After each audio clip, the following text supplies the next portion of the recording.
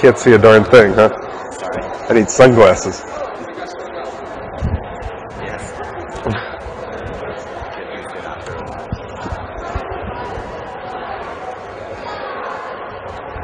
Okay. Hi, good morning. Hi. Is mine on? Hi. Good morning. Welcome. So as you can see, today is a little bit of a different structure. I'm not going to be doing my court sprints as I do each week. It is a real honor to have Seth Klarman here today.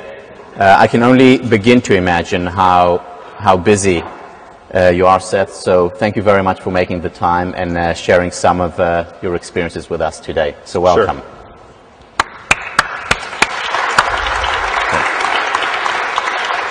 All right. So here is what we're going to do today. I have a list of questions that I put together based on a lot of the things that we discussed in the class, based also on some of your questions to me. So why don't we start first? We read your bio. I'm sure a lot of us, including myself, Googled you.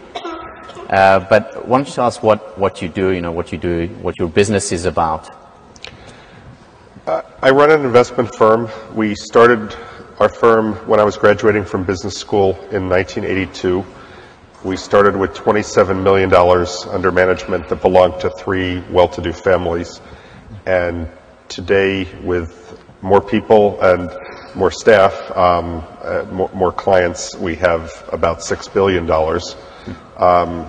We continue to follow the same investment philosophy, very risk-averse, value-oriented philosophy, and that's our firm.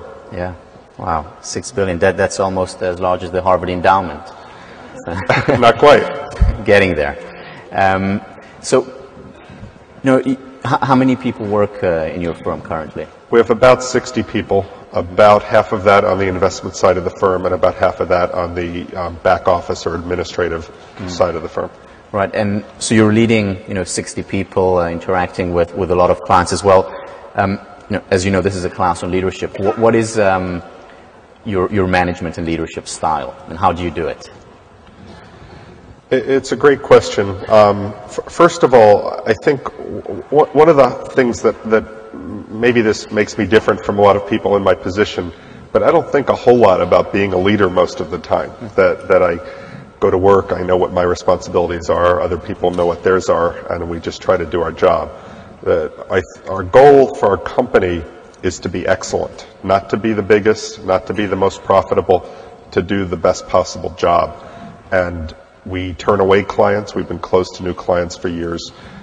We don't charge the highest fee we could get away with charging. We keep our fees where they've been for years and years. So a lot of what drives us is that determination to do an excellent job, to be proud of what we do. If I had to pick one thing that characterizes my management or leadership style, I think it's probably do unto others. And I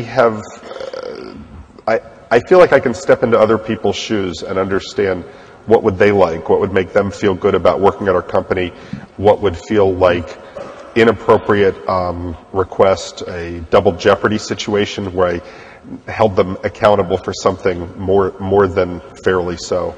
And so I think a lot about how to get the most out of people, how to motivate them to work in the firm's best interest, and how to do it while they feel great about doing it.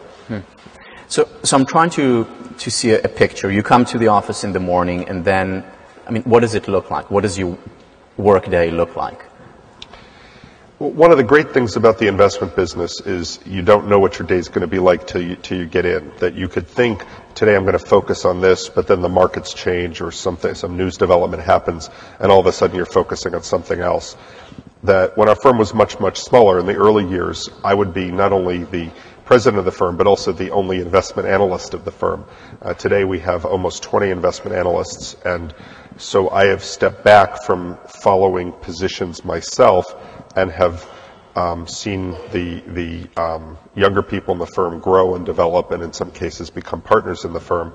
So I am still the gatekeeper. If somebody wants to make an investment, they have to get it through me. But I'm not initiating ideas, or if I am initiating, I'm handing them off, and then they're coming back. My day could involve anything from sitting down to talk about investments in a variety of areas. Our firm is global in scope. We cover public markets and private markets, ranging from debt to equity to real estate to private investments. So it could be a broad variety of investments. I could be talking to clients or meeting with clients, working with staff across the firm, interviewing for new staff, and once in a while teaching or doing some other community activity. So, again, you're incredibly busy, and yet you do work, philanthropic work. You spend a lot of your time there. First of all, where do you find the time? And second, why do you do it? Yeah, there's an old saying that if you want something done, ask a busy person to do it, and I guess there is some shred of truth to that. I just feel a huge obligation to give back. I know I'm very lucky. That I'm lucky to have been able to start a business, and for the business to have been successful. Some of it's due to hard work and skill, but some of it is due to the right place and the right time. And I think that all of us have an obligation to leave places better than when we got there, whether it's an institution like Harvard or whether it's the world. And so I feel like with the economic opportunity that I've had and the opportunity to play a leadership role in making the world a better place, that I couldn't live with myself if I weren't working hard both on the business front but also on the philanthropic front. And what do you see your role on the philanthropic side? I mean, so it's donating money would be one, but I know you're involved beyond that. I'm a really big believer in leading by example. So first and foremost, I think you can't expect other people to give of their money or their time if you're not doing that. I also think it's just a natural sense that I have that you would want to match your money with your time. So where you're spending a lot of money, investing a lot of money into the future, you probably want to give time to make sure the money's well spent. And vice versa, if you're spending a lot of time, it probably makes sense that those would also be among the places you're giving the most money to have the most impact of your time. I also think that probably as a philanthropic leader, one of the things I can do best is lead by example, in the sense that sometimes organizations are stuck. Sometimes people want to do more, but they haven't been asked the right way, or they haven't been inspired the right way. Something as simple as I joined the board of my daughter's school a number of years ago. The largest annual gift, I think, was $10,000 a year for a school of their reputation. I thought that, and knowing what other schools do, I thought $25,000 wouldn't hurt the top echelon of donors. And I was in a board meeting that I actually had to leave, and I dramatically said, I'm leaving now, but before I do, I'm raising my annual gift to $25,000. And I hope other people consider doing that too. And I heard the next day that after I left, 8 of them did. So just breaking a logjam, if you will, sometimes is the most powerful thing. Anybody could have done it, but somebody had to do it. Right. So like anchoring the expectations higher than they were before. Right. That's great. I know you also teach a class, or you taught a class at HBS. What was the class about? And also, why did you do it? I teach a guest class here and there at HBS and at several other business schools in the Northeast, usually a one-day based on what I do. And I had the chance to teach a semester class in 2002, and I decided to teach it was a seminar based on real-life investment examples, timely. Would you buy this? Would you sell it short? How do you want to think about this exact situation? And next week, another real situation. that particular class was interesting because it was kind of unique, that to wrestle through, I think it was 13 real situations in real time, not knowing how they turned out. Anybody can look at a case study and say, well, I know how New Coke turned out. It's different to talk about 13 examples and not know the answer. And that's part of what's fun about investing, too, is you can think you've seen it before, but not exactly that way. And I did it for the same reason that I thought it would both be interesting and it would be another different kind of way to give back, kind of like today, that if this is useful to anybody, I'm happy to give the hour and talk about leadership. Yeah, great. So, it's very interesting. So you describe the class as, hands-on, real-time, and in many ways this is what we try to achieve in this class, for it to be not just a theoretical class where, where there is a lecture and they read papers, but actually to have hands-on, real-time experience. So, for example, they're all part of coaching groups. But this is just the beginning. They're going out to, to the world. Some here are seniors, other not. How would you recommend that they continue developing as leaders in the workplace, day to day, because it is a lifelong journey and process? I guess the first thing I'd say is that a leader, to me, you gain your credibility to be a leader, not because you got the loudest voice or because you're issuing orders, but because you have credibility. That you gain credibility by being right, so you kind of have to demonstrate it over time. You gain credibility by having knowledge, so accumulating knowledge, attention to detail, and time as much as anything goes into that you can't just instantly show up and be expected to have the credibility. Beyond that, I think moral values are incredibly important. That we run our firm, we've actually borrowed 2 lessons from Warren Buffett, who I think has really good ideas for how to think about certain things. And the ideas are what he calls the football field test, which means you want to play the game in the middle of the field, that it's easy to get near the sideline, but sometimes you can step over the sideline and go out of bounds, so stick to the center of the field where you can't get into trouble. And the other is the Wall Street Journal test, which basically is don't do anything that you wouldn't be happy to read about tomorrow morning or to have your mother read about tomorrow morning in the Wall Street Journal, that you always want your mom to be proud of you. Yeah, so that's a sort of an ethical test that you say, will it stand? It's an ethical test, but I think that's part of leadership, that too many organizations, we read every day about the Enron trial, too many organizations didn't have moral leadership at the top, and I think those things the culture and values do come from leadership at the top. The culture and values, can you say more about that? So what culture would you want to create in an organization? What values are the most important for you to communicate down? Well, I think in a broader sense, what I said before about excellence is to me the important thing, that investing is a funny business,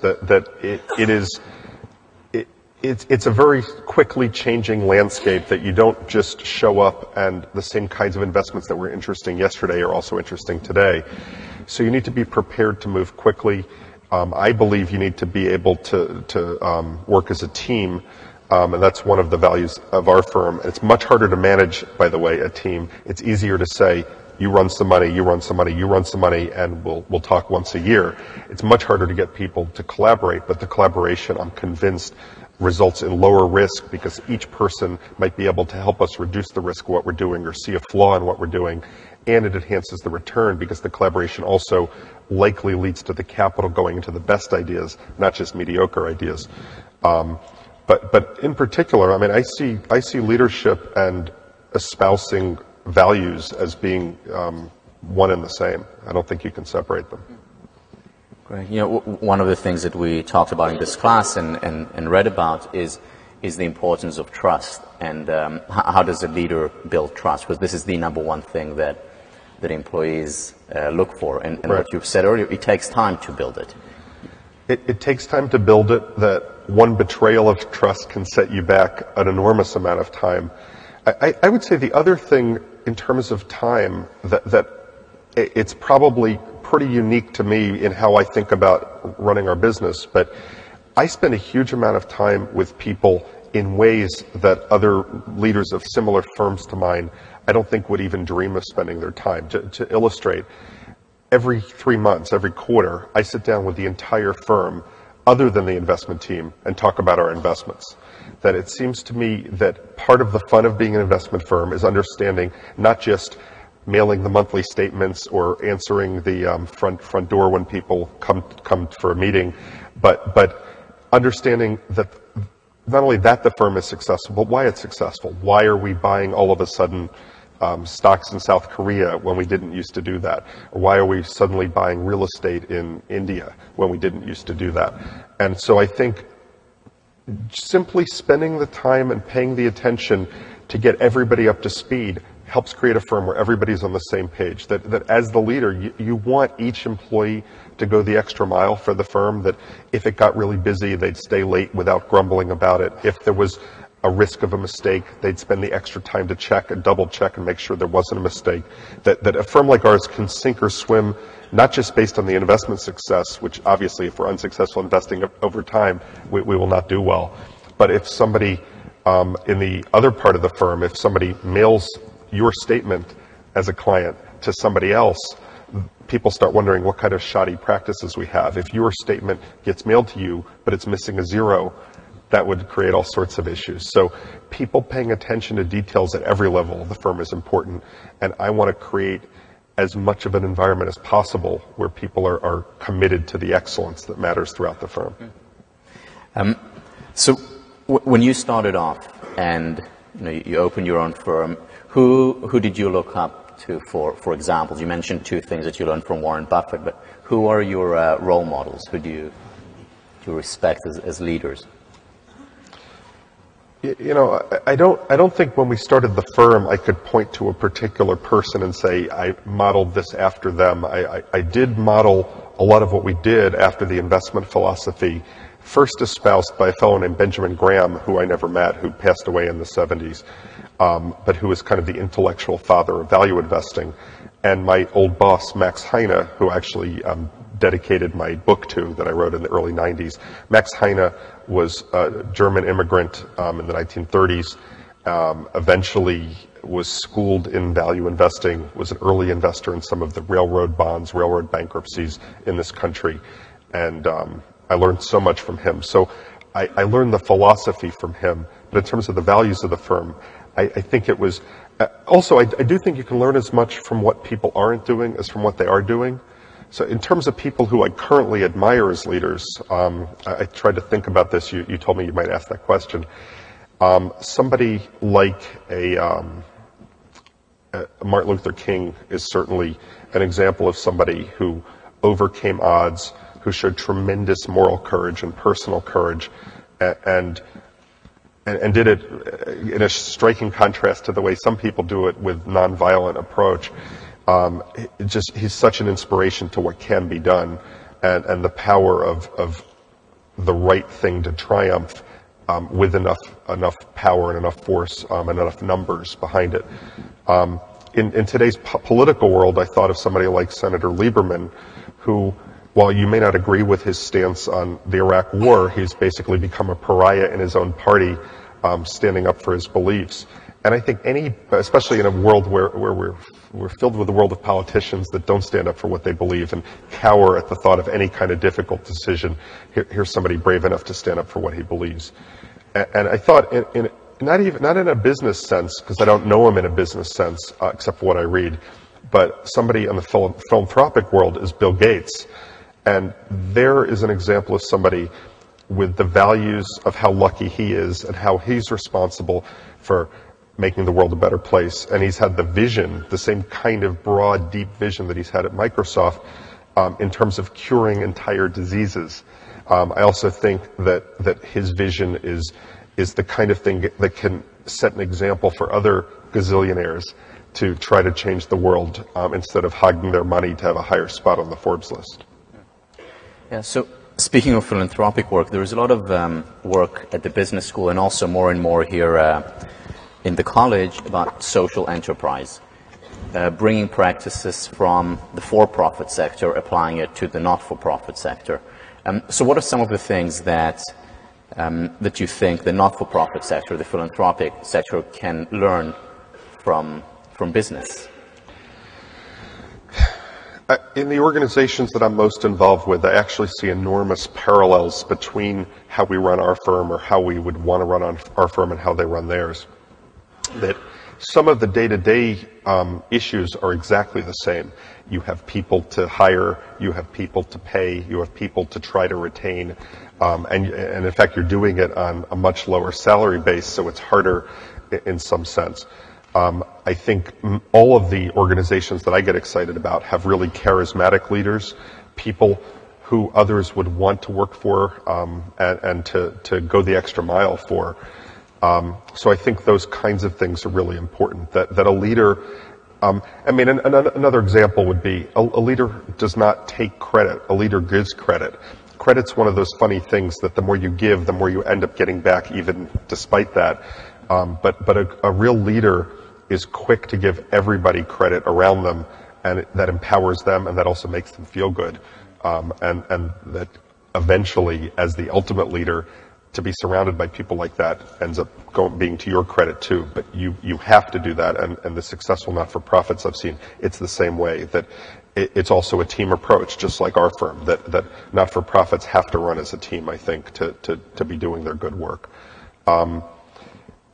That I think the obvious biggest difference is not-for-profits are not for-profit, they're not profit maximizing, and oddly, like our firm, that there are other values that are just more important. And I push them very hard to think about remembering their core values, not losing sight of, not listening to consultants all the time, not looking for every last efficiency, but rather maintaining their excellence, keeping, one of the things it's easy to lose sight of is the cost of training and retaining people. The turnover is the enemy of our business, that it is so expensive to spend days and days looking for somebody great, getting them up to speed, and it could be years before somebody can contribute in our firm.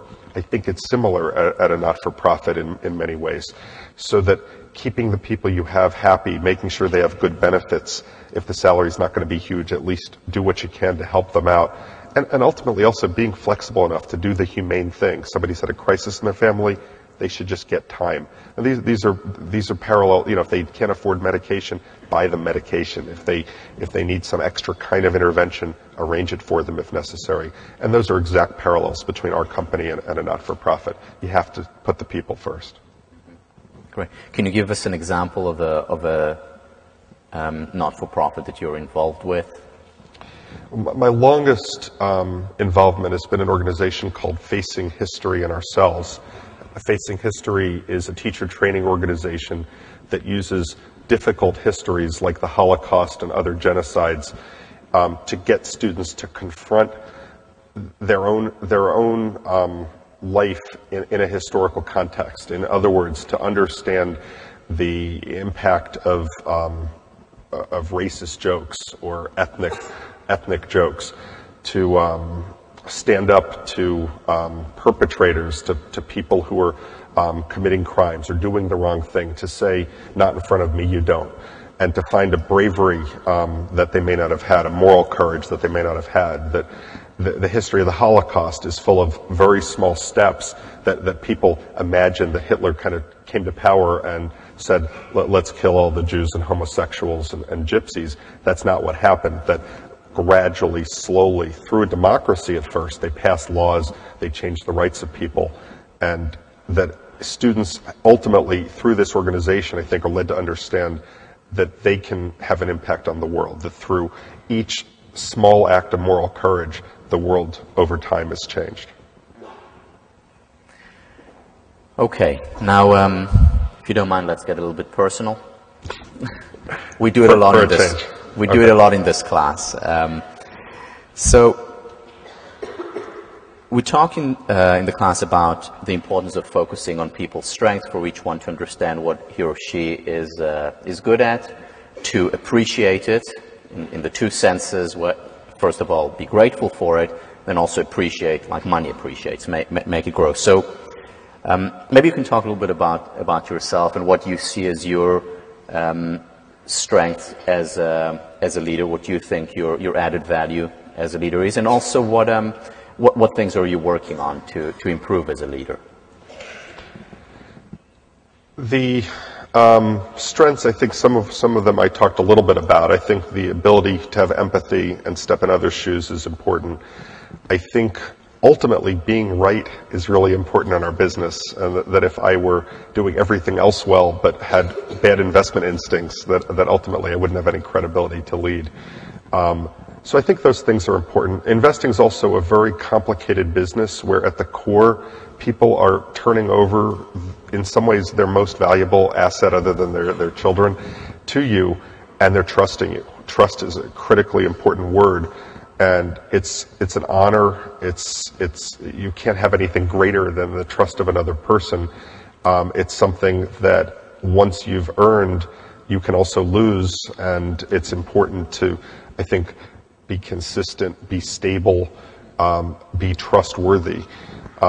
In terms of the weaknesses, and they're probably a very long list, I think the obvious one is I'm not a big fan of delivering bad news, that it's very hard to tell people they're not doing as well as you need them to do. And sometimes it's despite tremendous effort to do as well as they need to. That we have simply found over time that not everybody works out, that some people can't get outside the box, they lack imagination, they don't have good instincts. In fact, part of what we do is contrarian. You need to be a contrarian to succeed at our firm. Some people just aren't thinking that way. They tend to take comfort by being part of a group. We take comfort by being apart from the group. So that delivering the bad news is always difficult. Sometimes we try to temper it with a balance of good news and bad news. And ultimately, if things don't work out, you have to let people go. And that can be, although I think I have learned over time, people tend to sense that bad news might be coming, that it's not as big a shock to them as you might have thought. Nevertheless, it's a very hard thing to do. Also, especially, I care about our people. I care about every one of them. I've usually been involved in interviewing them and making the hiring decision and working with them closely over time. So acknowledging that it didn't work out is emotionally hard.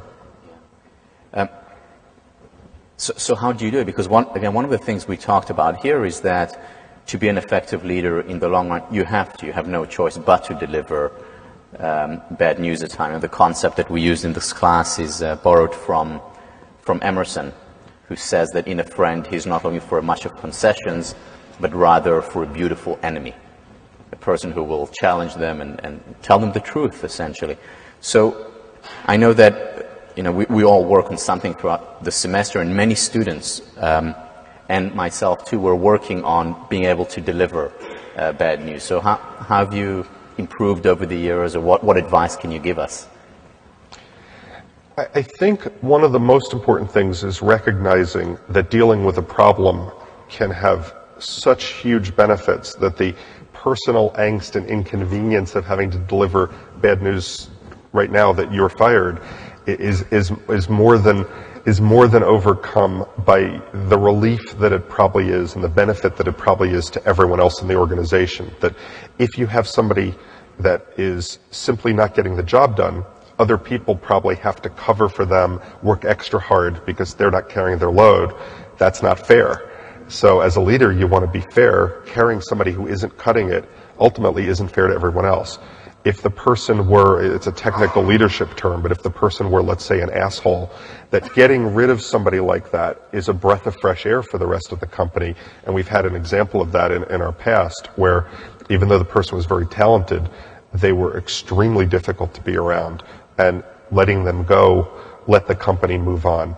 We also are in a business where we don't have infinite capacity for staff, that we have kind of a very flat structure where I interact with the other senior investment people who interact with the junior investment people. There's not a lot of leverage.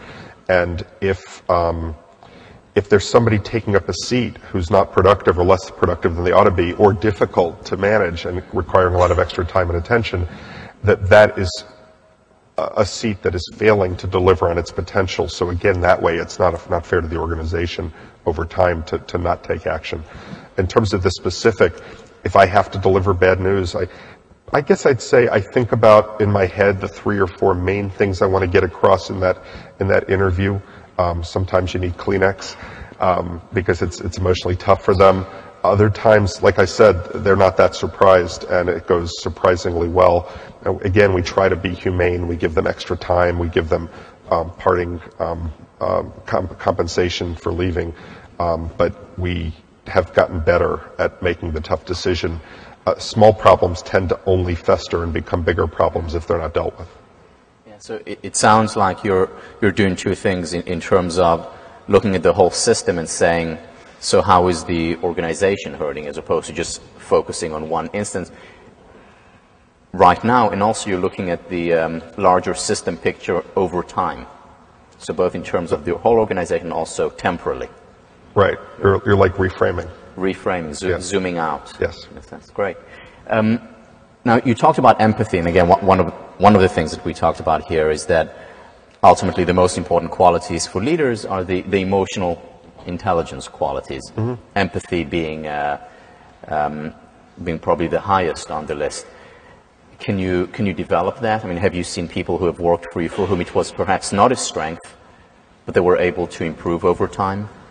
Yeah, I think the answer is absolutely yes. That my CFO has been with me now 15 years. His immediate preceding job was Bank of Boston, where that would be in the early 90s, where there were a lot of bad loans, a lot of problems, and they were working constantly, just all weekend, all night.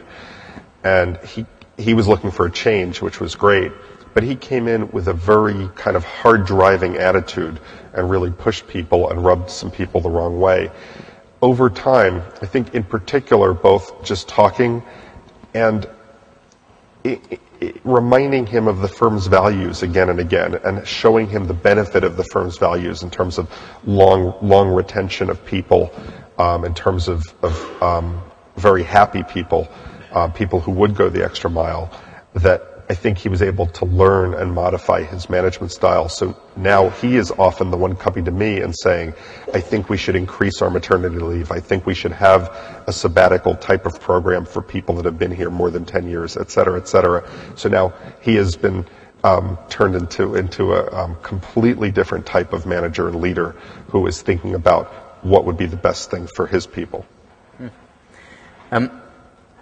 Let's imagine that I'm a 22-year-old graduate of this class, and I'm coming to you for an interview.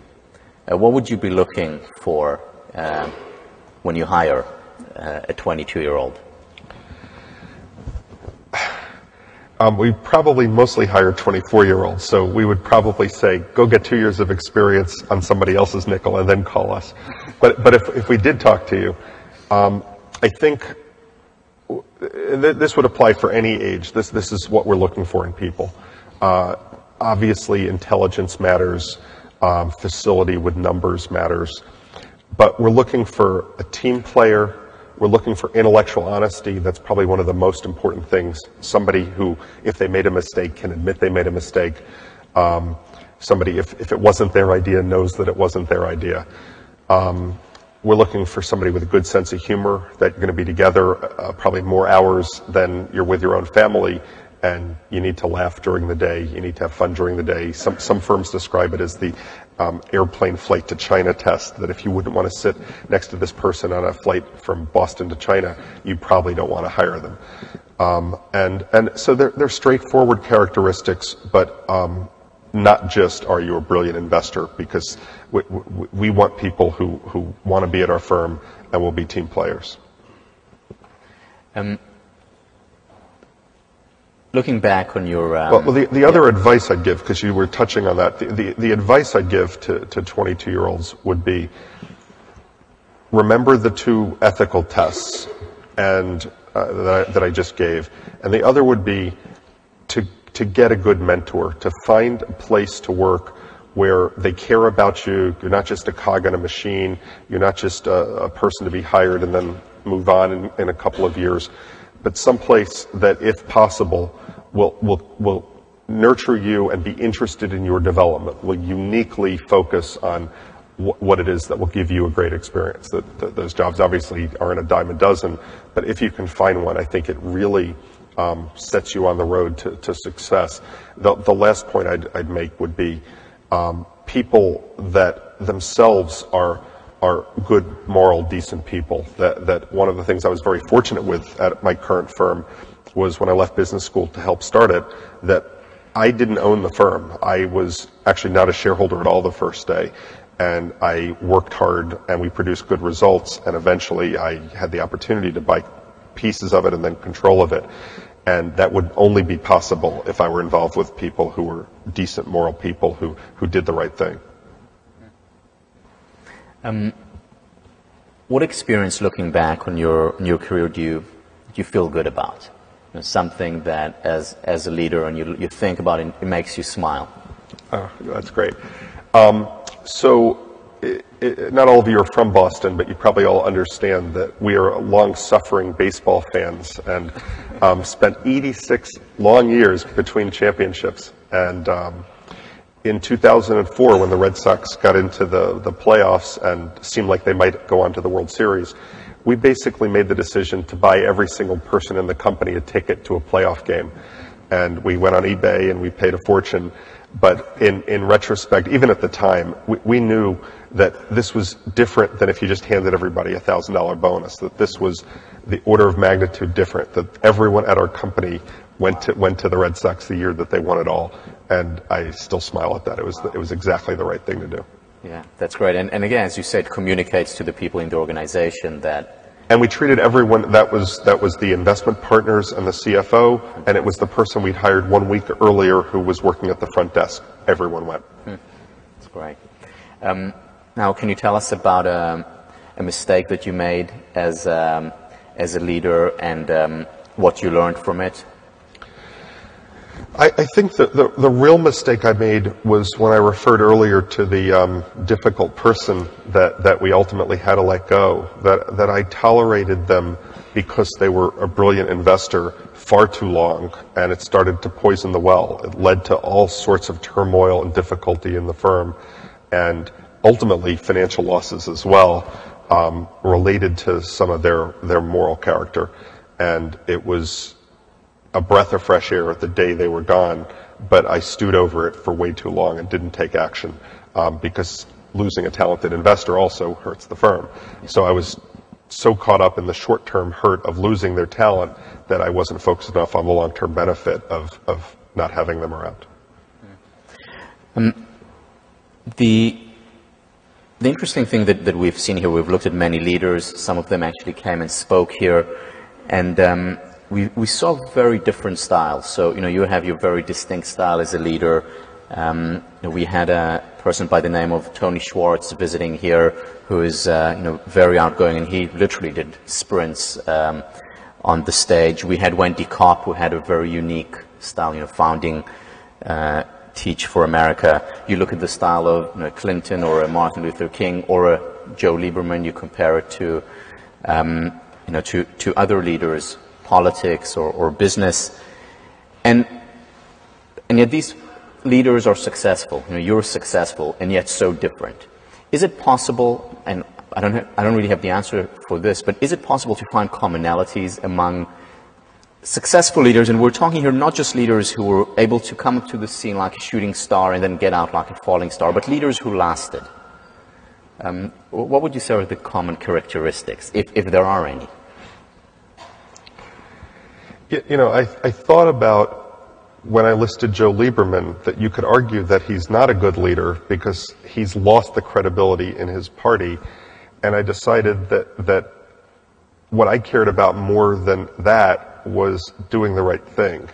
And it seems to me that a leader is not afraid to fail, not afraid to lose some of their supporters or to lose some of their business profits if that's what it takes. That right now we're dealing with the challenge of a very expensive and very competitive investment environment where most investments have gone up a lot. There are very few bargains along the like that our firm would usually want to find. And I think all firms in our business face the same issue.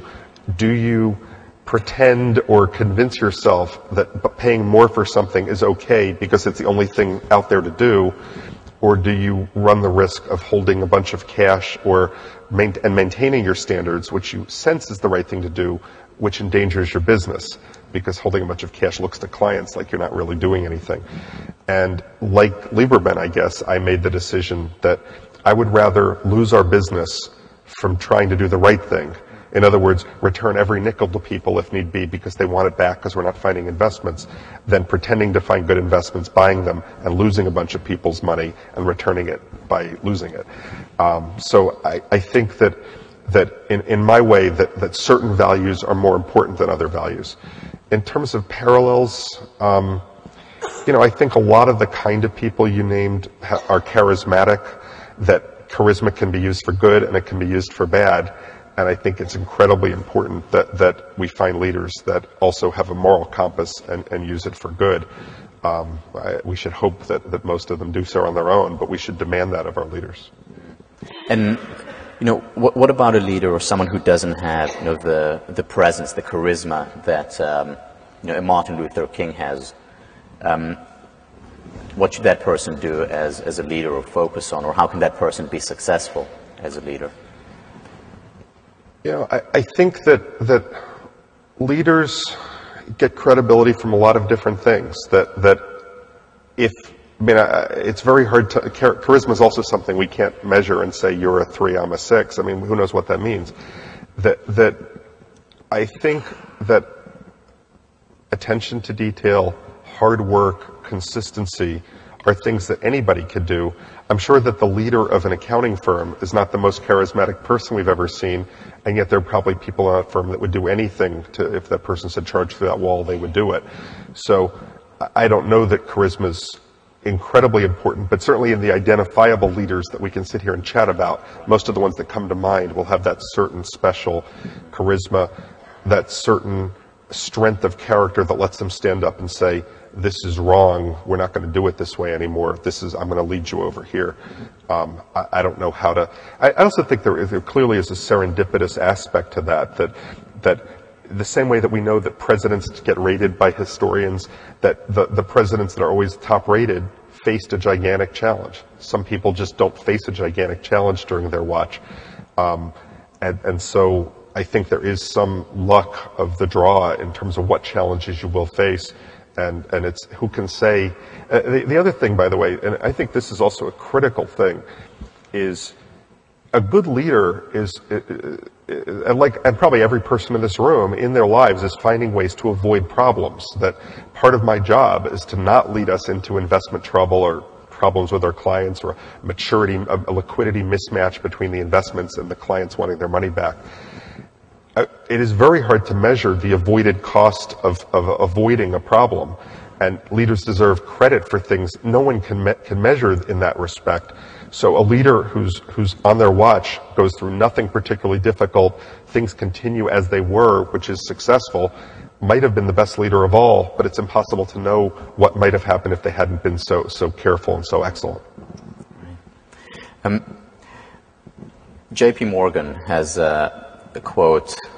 He says, I can do the work of a year in 9 months, but not in 12.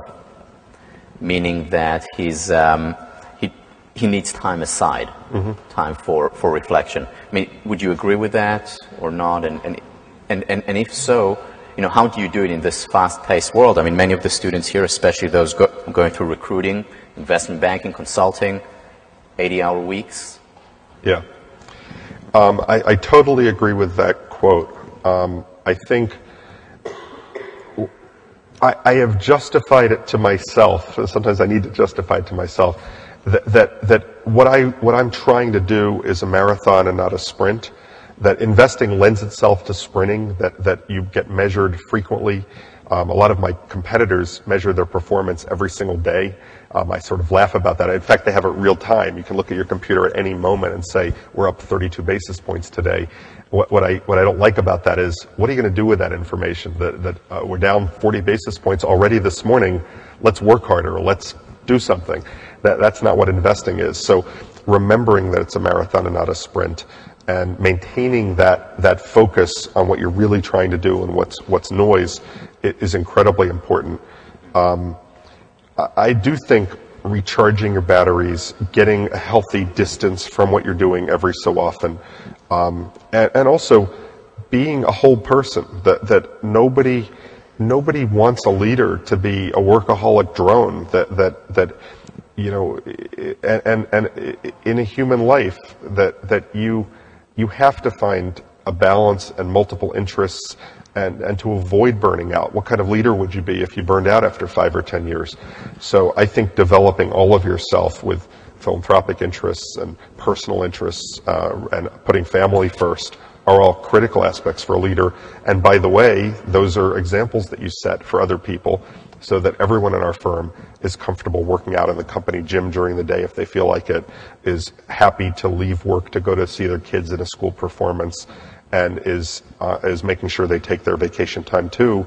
And I'm delighted that if I've set any example in that regard, that people have followed it.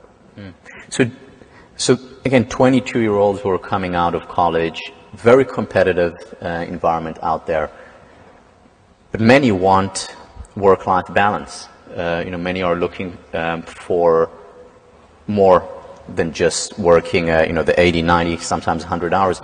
Is it possible to be successful and yet have this desire? I mean, I think it's absolutely possible. I think, first of all, working a couple of years at that pace is not the end of the world as long as it leads to something better. When I was graduating business school, there was huge peer pressure to go to an investment bank. That the goal of every single person in my class of 82 at HBS, seemed to be working for Goldman Sachs. And when I looked around, and I had those interviews to see what everybody else was so excited about, and you looked at the partners, I thought there was huge information there, that the partners were basically 100% male, almost 100% divorced, almost 100% fat, and almost 100% bald. And that didn't seem like something to give away your best 10 or 15 years, and then you'd be so lucky as to join that group. And when I had the opportunity, with a very uncertain plan of a startup firm that I didn't own any of, to see what it would become and whether it would be successful, I nevertheless chose it, partly because I was excited to stay in Boston and not get caught up in the rat race in New York. And I also thought, I'm good at certain things. Competing 100 hours a week won't be one of them, because there'll always be someone else that can do 110 hours. But being recognized for what the things I can bring to the table are, in terms of a certain investment perspective, a certain discipline, a certain risk aversion that maybe other people didn't have, would be a good thing. So all I would say is, try to hold out. If you have to work for a couple of years to get the next offer or to get into business school, fine. But remember, that's not your goal's not to be working 100 hours a week. Your goal is to get into a situation that recognizes you for who you are. That if you ever are going to work that hard, try and have it be on your own nickel. Try to be an entrepreneur, and at least you're doing it for you, not for somebody else who you can hold you better accountable than you can hold the boss accountable. And if you do work that hard, at least the rewards will also go to you. So if you can, be an entrepreneur, especially if you're going to work that hard. Seth, you've been a role model to me, and I want to thank you for spending the time with us here today. Thank you. You're welcome.